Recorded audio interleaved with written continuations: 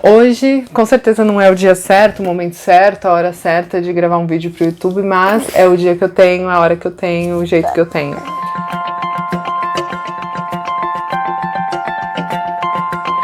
Olá, tudo bem com você? A ideia aqui é fazer com que você desperte seu interesse pela leitura, pelos estudos. Se você quer isso, se inscreve, curte, compartilha esse vídeo, porque você ajuda a fazer com que ele chegue a cada vez mais pessoas. Nada como um livro sobre maternidade para fazer a gente refletir sobre essas questões que nos limitam tanto, né? Entre essas questões que nos limitam tanto está o fato de que a gente precisa romper com coisas, com paradigmas que nós recebemos dos nossos antecessores, dos nossos pais, da nossa descendência. E aí eu quero trazer essa reflexão pra gente hoje. Quero trazer a partir da leitura que eu fiz de um livro da Elisama Santos, maravilhosa, que chama Educação Não Violenta. E aí, como a gente pratica essa educação é muito difícil, e eu digo por conhecimento de causa. Sou uma pessoa enérgica, eu sou uma pessoa bem tensa, bem tensa às vezes, e muitas vezes, todos os dias. E eu tenho aqui 3 crianças que às vezes me tiram paciência. Eu não sei lidar com essa paciência que eu preciso. E agora mesmo quebrei uns brinquedos, joguei outros fora, porque eles estavam brigando por causa disso. Então, aqui agora, né?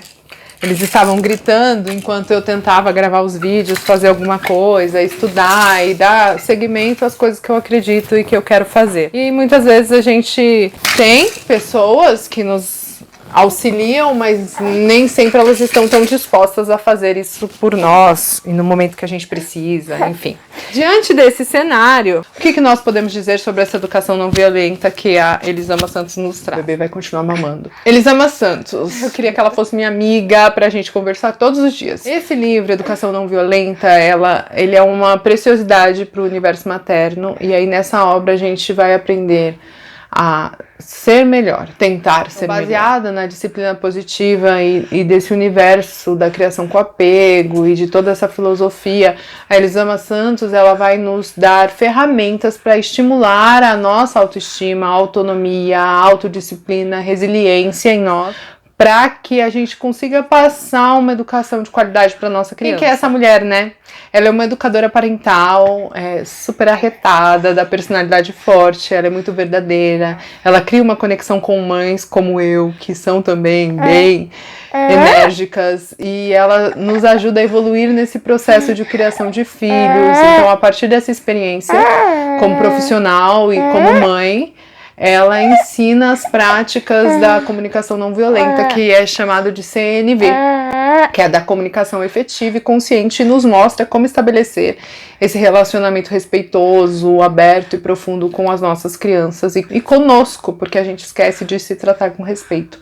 Então esse livro é um manual praticamente para maternidade.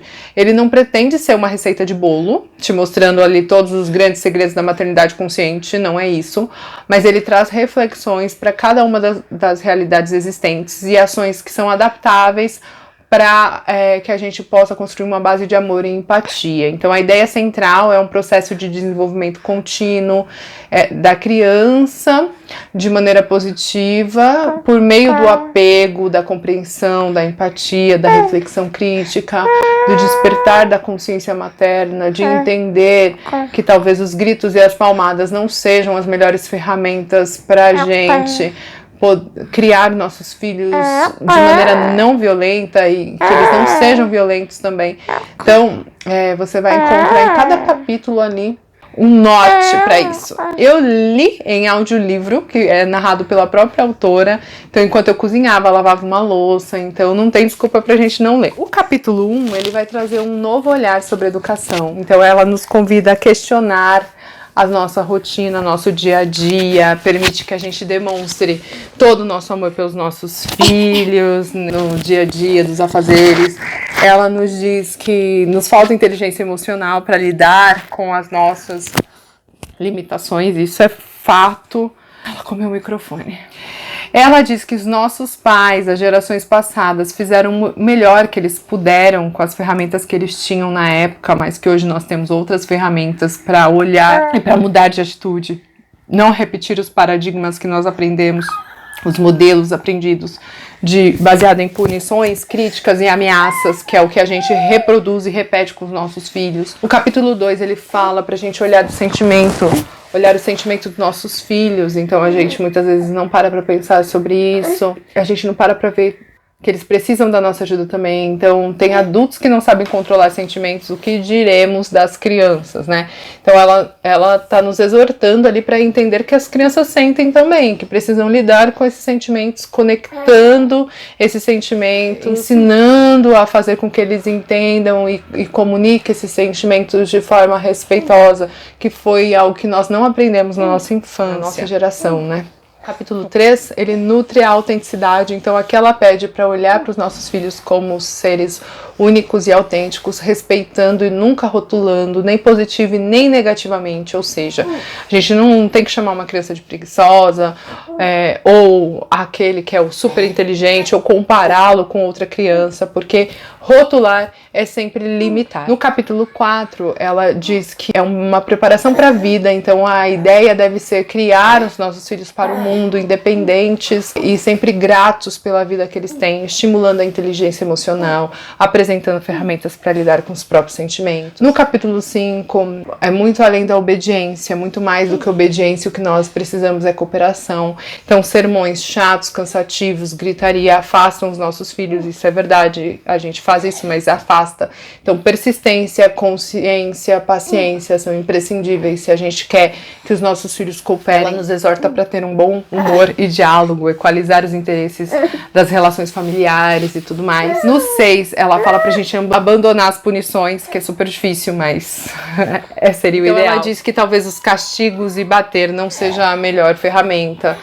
E a gente sabe que não são, né? A gente só usa como último recurso porque a gente não sabe mais o que fazer. Ela diz que as crianças, elas precisam de atenção, precisam brincar, precisam de contato com a natureza, e são coisas que tem se tornado difícil de proporcionar, especialmente no cenário que a gente está vivendo, que a gente vive impaciente, com tendência a explodir o tempo inteiro com eles e com todos. Eu digo por mim, imagino o que aconteça com você. Então é melhor a gente buscar um caminho de equilíbrio, para que a longo prazo isso não nos dê problema lá na frente. Ela diz no capítulo 7 para que a gente olhe para nós, para os nossos sentimentos, para que a gente se trate bem, com amor, que a gente calhe aquela voz julgadora, que respeite a si mesmo, para que a gente possa transbordar amor e paz para os nossos filhos. E a minha filha vai cair ali. Filha!